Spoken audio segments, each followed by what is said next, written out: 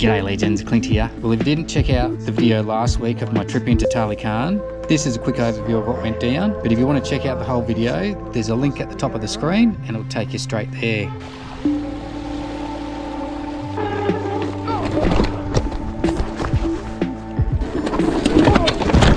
Fucking hell. Fucking hell. Now for a quick overview of part 2 of this 2-part series of my ride into Lake Tali Karng. I hope you enjoy and don't forget to subscribe. And this is the Wellington River. If you can see. Holy crap, I can't even see the bottom. Like a magnificent spot to swim.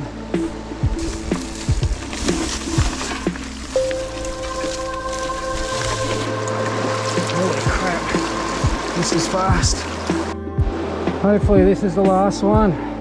So now you've had an overview of what's to come, hopefully you can stick around and watch the rest. I mentioned now that there was actually 13 river crossings of the Wellington and 3 others of small feeder gullies, so 16 all up.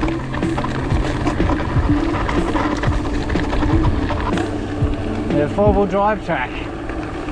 So you must be getting close to some decent trails. Now, from the sign I saw before, 14 river crossings, so I'm not going to be taking my shoes off every crossing, they're already wet. And this is the Wellington River, if you can see. Riggall Spur track, so just been 9 k's. I reckon going down through Gillio's track would have been a lot easier. Anyway, 12 k's to go, 5 hours in. Hopefully I get there in an hour and home in time to keep the family happy. So the hour to get back was wishful thinking, ended up taking just under 2.5 hours, so a fair bit slower than I was expecting.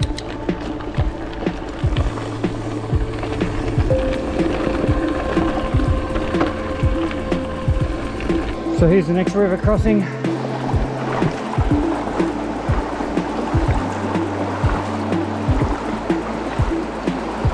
There you go.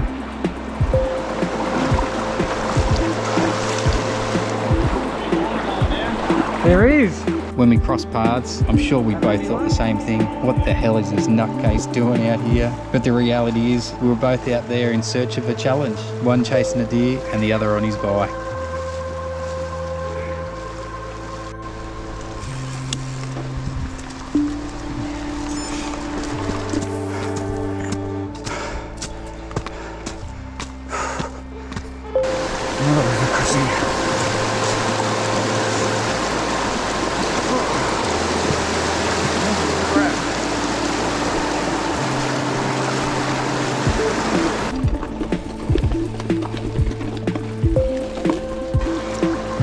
Be able to hear a car. See those deer hunters.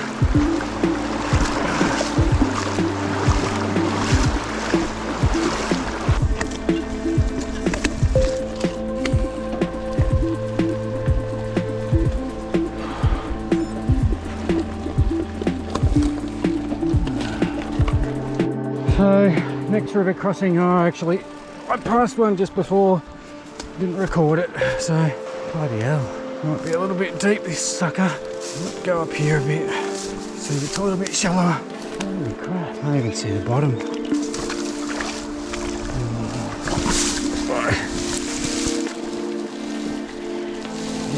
okay.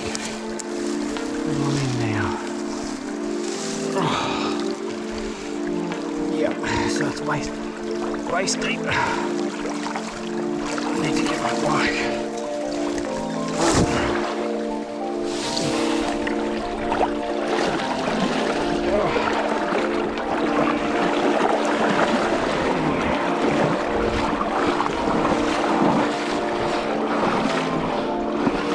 Probably a better spot to pass, but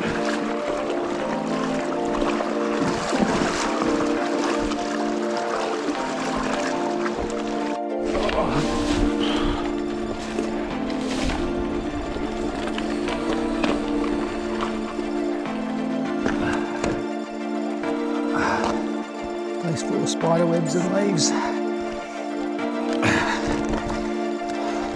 Well, it's been a lot quicker than I thought coming out. There's a few trees, but they haven't got a whole heap of branches, so you can just step over the trunk and it's not too slow. There's a fair bit of descending, so it speeds everything up, but the river crossings are fairly slow.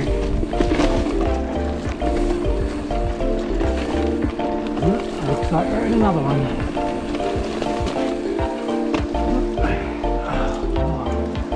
Like a magnificent spot to swim.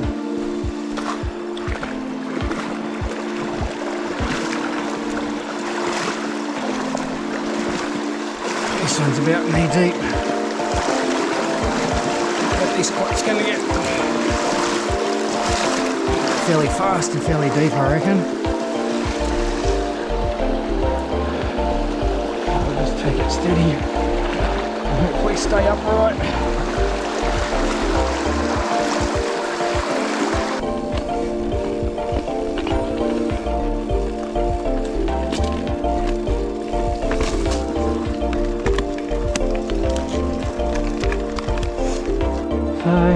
Another river crossing. I guess there's an arrow there. I'll try and follow that. Got no idea where it goes.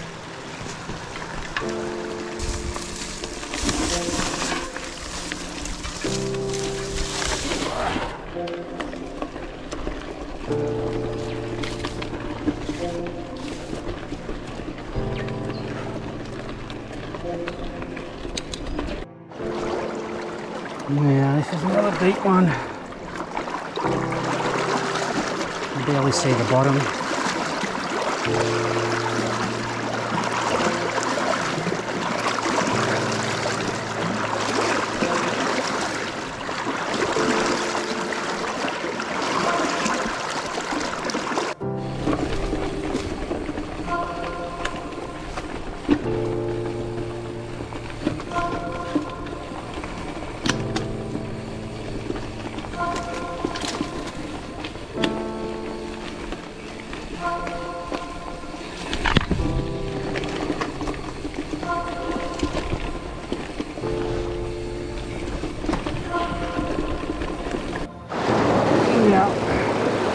Not sure where we're meant to cross.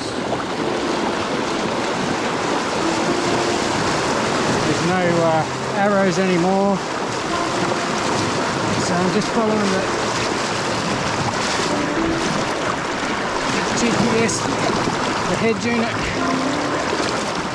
The map's a little bit crap, but it's better than nothing.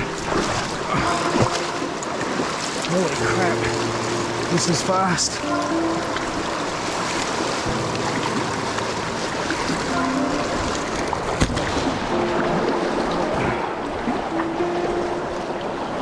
Not too deep.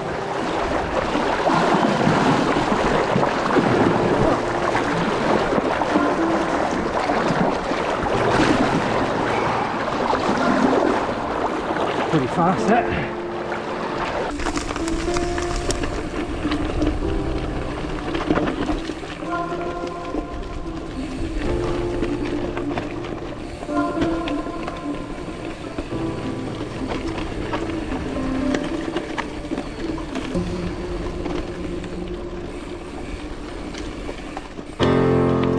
So the trick here with the river crossings is you look for where you see a little bit of white water, because there's rocks below it and it's shallower.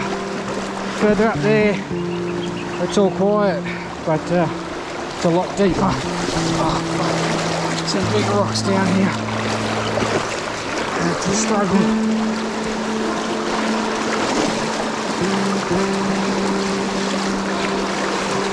Flows a little bit faster here, but if you go in, it's a little bit easier to get up, not get washed away.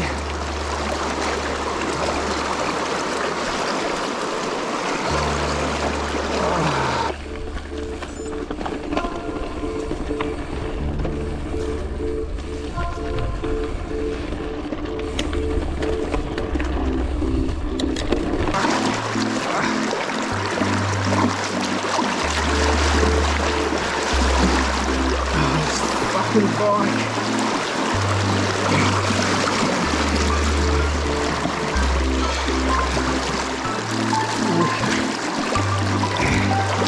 The rest should be easy, hopefully. Let's down these big rocks.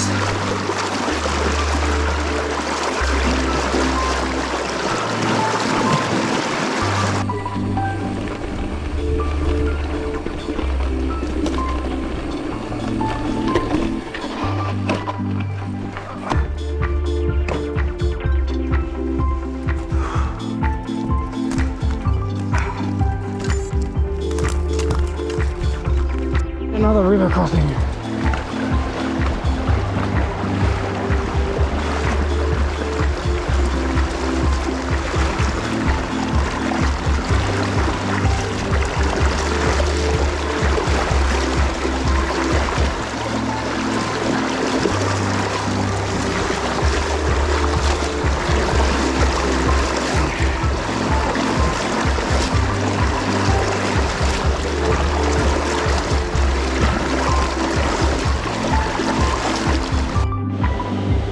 Well, we must be pretty close because the road runs along there and it's declining down. So the car park can't be too far away. Well, some of the trails decently marked, other spots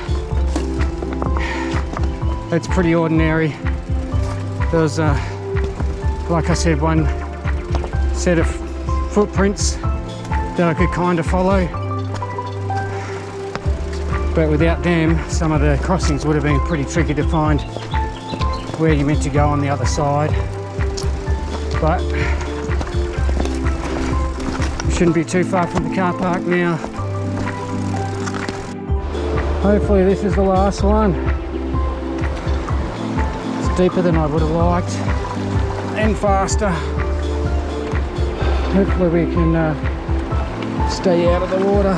I think anyone wanting to take on this challenge, it's a nice challenge to do, but you should go with the mentality that not everything's going to go smoothly. You'll be getting on and off your bike all the time. It won't be just you're going to go for a ride on your bike. You'll have to walk, you'll have to jump over trees, you have to go through river crossings. And I guess mentally for me that was probably the most challenging, not just being able to ride my bike. The river crossings, this 13 or 16, however you want to look at it, river crossings were a challenge. Just trying to find where they go on the other side. Like I said in the video, I had a head unit which helped me out once, and apart from that, most of the trail you could follow, but there were a couple of times where if I didn't have any footprints to follow or the head unit, it would have been a real struggle. And I guess just making sure you go there with enough backup plans in place. Well, I think we're back at the car now, so thanks for watching. I hope you enjoyed it. It's been a pretty painful ride. Not sure if I'd do this one again. If I did, I'd be sure to go down Gippsland and the Valley of Destruction because the Riggall Spur track was just too overgrown, and I'd wait until the river level's a bit lower. Some of them were a bit dicey. Anyway, thanks for watching and we'll see you next time.